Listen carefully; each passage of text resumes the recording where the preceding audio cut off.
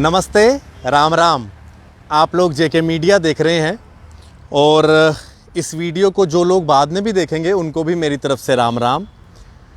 और सबसे बड़ी बात यह है कि आजकल जब भी मैं किसी को कॉल करता हूं तो मुझे दूसरी तरफ से जवाब राम राम का ही आता है, या किसी का भी कॉल मुझे आता है तो लोग मुझे राम राम ज़रूर कहते हैं। इसके लिए आप सबका धन्यवाद। और मैं एक बार फिर से इसी बात पे सभी को कहूँगा राम राम।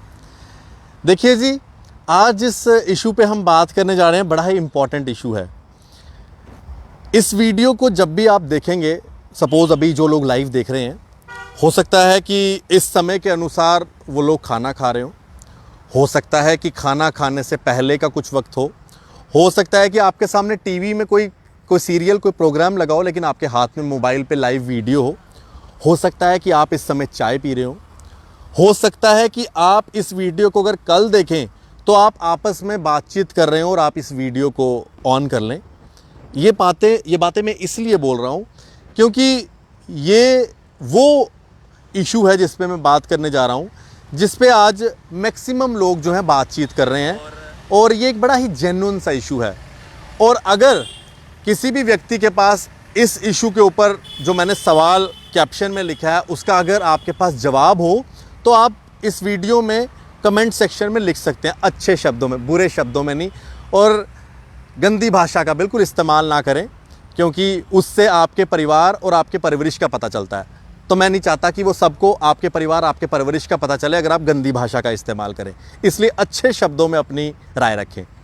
आज का जो मुद्दा है जिस पे हम बात करने जा रहे हैं, आज का जो इशू है वो इशू ये है कि अगर स्कूल बच्चों के लिए बंद हैं तो स्कूल के टीचर्स को स्कूल में क्यों बुलाया जा रहा है। एक बार फिर से रिपीट करता हूं, अगर स्कूल बंद हैं, बच्चों को स्कूल में पढ़ाई के लिए अभी नहीं बुलाया जा रहा है जब तक सरकारी ऑर्डर नहीं आता, तो फिर स्कूल में टीचर्स को क्यों बुलाया जा रहा है? उनका क्या काम है? मतलब अगर कोई सोचे तो बड़ा अजीब लगता है। यानी कि दुकान पे राशन नहीं है लेकिन आप राशन लेने जाएंगे, तो फिर क्या करने जाएंगे दुकान में अगर राशन ही नहीं है तो? इसी तरह से ये मैंने एग्जांपल दी, स्कूल में अगर बच्चे ही नहीं आ रहे तो टीचर्स क्या करने जाएंगे? जो एक अध्यापक है जिनका काम है बच्चों को पढ़ाना, ना ही वो एडमिशन के फॉर्म भर सकता है, ना ही वो कोई ऐसा एडमिनिस्ट्रेटिव वर्क कर सकता है जिसके लिए उसको बुलाया जा रहा है। अब हम बात करते हैं सरकारी ऑर्डर की। कोई भी बात बिना सरकारी ऑर्डर के नहीं होगी, क्योंकि अगर सरकार के रिप्रेजेंटेटिव्स इस वीडियो को देख रहे हो तो वो तरह तरह के मुंह ना बनाएं इस वीडियो को देख के। उनके लिए पहले मैं ऑर्डर पढ़ देता हूँ। ऑर्डर ये कहता है, जो 15 अगस्त तक ऑर्डर निकला था, उस ऑर्डर के मुताबिक ये कहा जाता है कि जितने भी, मैं पहले अंग्रेज़ी में पढ़ देता हूँ फिर आपको हिंदी में उसका अनुवाद कर दूंगा। All schools and higher educational institutions including coaching centres shall continue to remain closed for on-site in-person teaching till further orders। इस लाइन का पहले मैं हिंदी में अनुवाद कर दूं।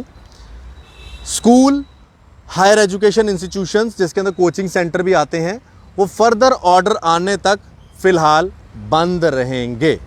ठीक है, बंद रहेंगे। ये सरकारी ऑर्डर है, मैं नहीं कुछ भी कह रहा।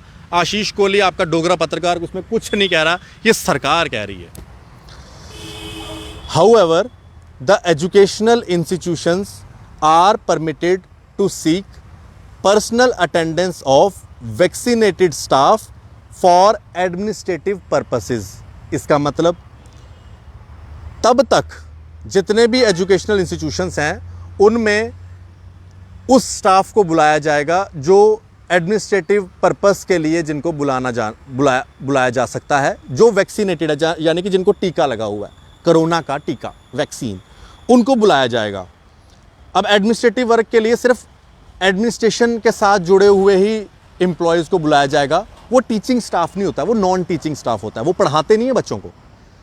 एक बार फिर से रिपीट करता हूँ, जो आपकी फ़ीस लेते हैं, जो आपकी प्रॉपर रजिस्टर्स मेंटेन करते हैं स्टाफ का, बच्चों का, बाकी जो काम रहता है, वो सारी चीज़ें टीचिंग स्टाफ नहीं करता, वो नॉन टीचिंग स्टाफ करता है। और हर स्कूल में नॉन टीचिंग स्टाफ के 1 या 2 मुलाजिम होते हैं, उनको बुलाने के लिए कहा गया है, ना कि टीचर्स को। ऐसा ऑर्डर में कुछ नहीं लिखा कि टीचर्स को बुलाना है, ठीक है जी। Further, all heads of higher education institutions, that is all institutions with students above the age of 18 shall in a fortnight assess dose-wise vaccination status of the students and staff of their respective institutions, enabling the SEC to take a considered view on the reopening of these institutions for on-site learning।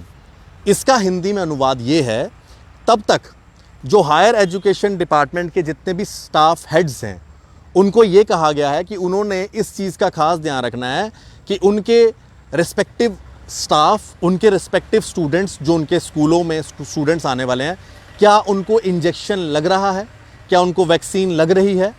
ये कहा है head of the departments को, teachers को नहीं कहा। ये है सरकारी ऑर्डर, ये आप सरकार की वेबसाइट पे भी देख सकते हैं। Government of Jammu Kashmir, department of disaster management, relief, rehabilitation and reconstruction, state executive committee, civil secretariat Jammu and Kashmir. ये ऑर्डर इन्होंने निकाला है, मैंने नहीं निकाला, या टीचर्स ने नहीं निकाला जो बोल रहे हैं कि हमें बुलाया जा रहा है। तो इन सब चीज़ों को देखते हुए इस ऑर्डर में कहीं नहीं लिखा है कि टीचिंग पर्पस के लिए टीचर्स को स्कूलों में बुलाया जाए, ये ऑर्डर कहता है। लेकिन हमारा यहाँ का एजुकेशन विभाग, पहले तो उनके लिए, मेरे को मोबाइल हाथ में जेब में रखना पड़ेगा, उनके लिए ताली बजाऊंगा। डिपार्टमेंट ऑफ स्कूल एजुकेशन जो डायरेक्टरेट हैं, उनको मुबारकबाद है कि इस ऑर्डर के तहत काम नहीं हो रहा। वैसे कितनी बार ताली बजाएं।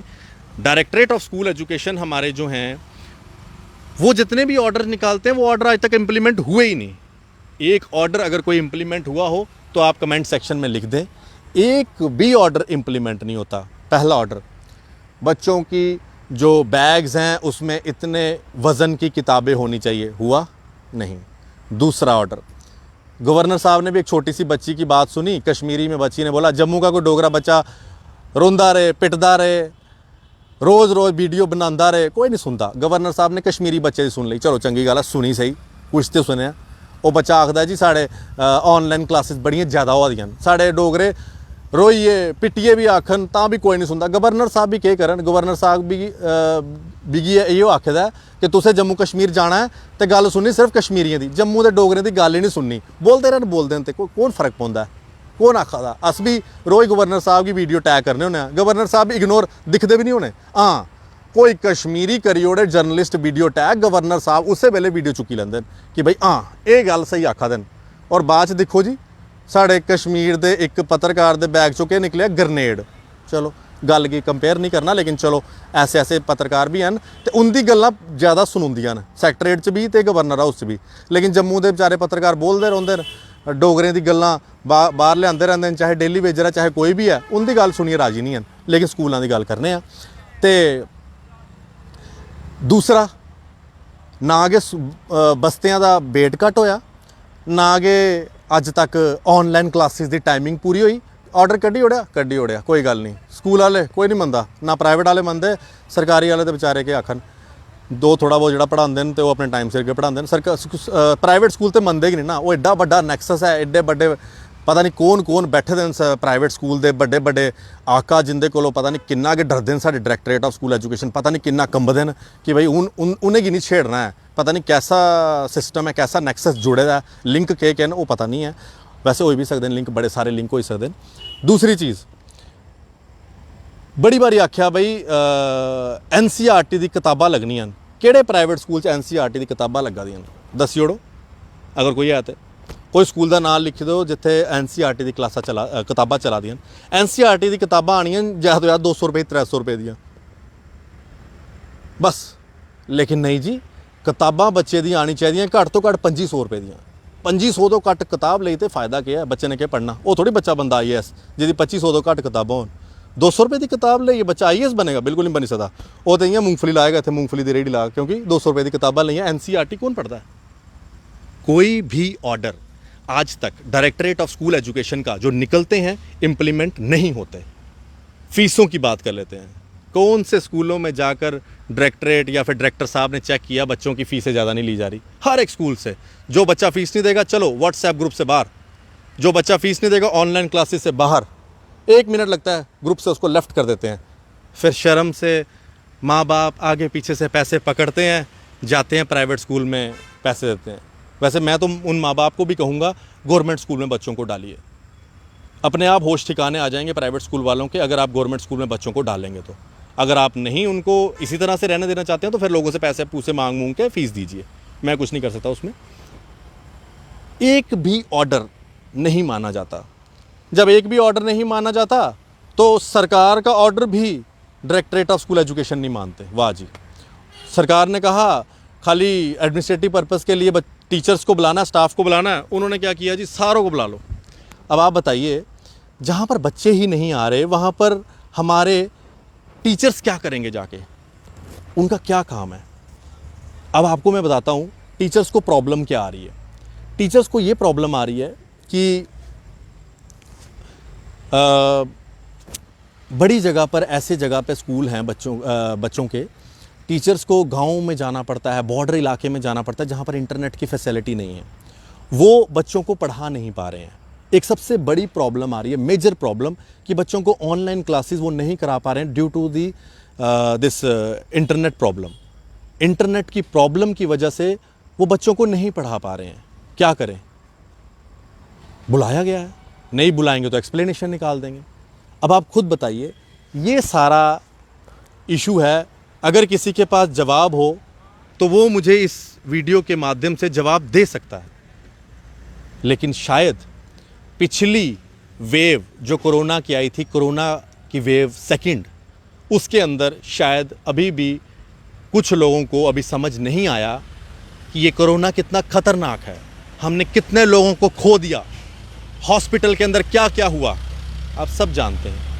अगर आज तीसरी वेव आने से पहले हम अगर अपने टीचर्स को इस कोरोना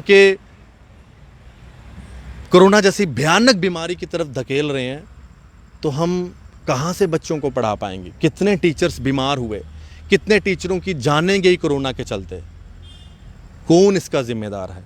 आज अगर थर्ड वेव आती है, अभी भी कोरोना के केसेस आना शुरू हो चुके हैं, थोड़े थोड़े केसेस आ रहे हैं, तो हम क्यों उस चीज़ को बढ़ावा दे रहे हैं जिस चीज़ के अंदर हम कंट्रोल कर सकते हैं?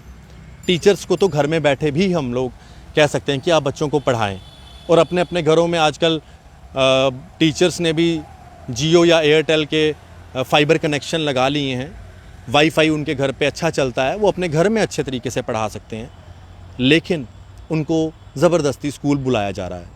अगर मेरी इस बात में थोड़ी सी भी सच्चाई नहीं है तो जितने भी टीचर्स इस वीडियो को देख रहे हैं वो अपनी तरफ से कमेंट कर सकते हैं, लेकिन मैं ये बात ज़रूर कहूँगा कि टीचर्स की जान का भी थोड़ा सा ध्यान रखें। अगर ऑर्डर में ये लिखा होता कि टीचर्स को बुलाया जाए तो मैं ये वीडियो बिल्कुल भी नहीं बनाता, लेकिन सरकारी ऑर्डर में ये लिखा गया है कि आप टीचर्स को नहीं बुला सकते, लिखा ही नहीं है कहीं। वैसे तो सरकारी ऑर्डर में ये भी लिखा है कि 8 बजे के बाद नाइट कर्फ्यू लग गया, लेकिन मुझे दिख नहीं रहा नाइट कर्फ्यू।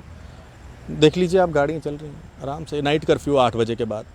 और बार रेस्टोरेंट्स रात को बंद होंगे 10 बजे, और नाइट कर्फ्यू शुरू होगा 8 बजे।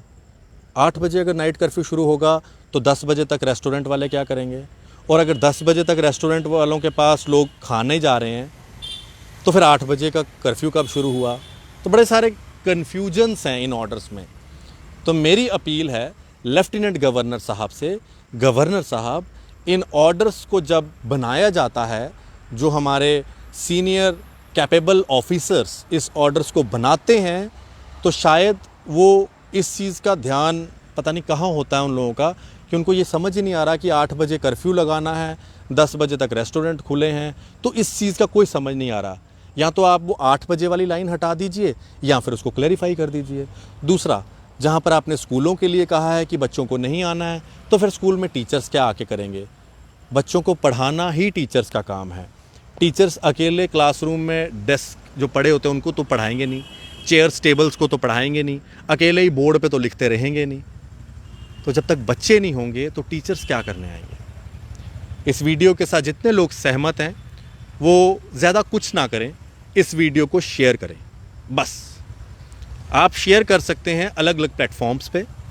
अगर आपको ट्विटर पे शेयर करना है तो आप इस वीडियो का लिंक ट्वीट कर सकते हैं, honourable lieutenant governor Manoj Sinha ji को टैग कर सकते हैं, जेके मीडिया सोशल को टैग कर सकते हैं, मुझे टैग कर सकते हैं डोगरा जर्नलिस्ट। हम आपके उस ट्वीट को गवर्नर साहब तक फिर से आगे पहुंचाने की कोशिश करेंगे। लेकिन फिर उयो गल है, डोगरे दे ट्वीट गवर्नर साहब दिख देगे नहीं हैं, लेकिन फिर भी कोशिश करगे, पूरी कोशिश करगे कि पता भुल भुलेखे डोगरें दा ट्वीट पढ़ी गए लैन। लेकिन मुश्किल है, बड़ा मुश्किल है। डोगरें दे ट्वीट नहीं पढ़ते गवर्नर साहब भी खाली कश्मीर दे के ट्वीट पढ़ते होंदे न। हालांकि कश्मीर दे जेहड़े लोग हैं वो अपने उधर दे लीडरें की भी ट्वीट करते हैं, वो भी रीट्वीट करते हैं। साढ़े इधर दे लीडर तो छड्डो, गवर्नर साहब भी जम्मू की गल कदे नहीं सुनते हैं। वो बच्चा छोटा कश्मीरी बच्चा ही, उन्हें बेचारे ने कश्मीरी च आख्या, गवर्नर साहब ने भी सुनी लिया।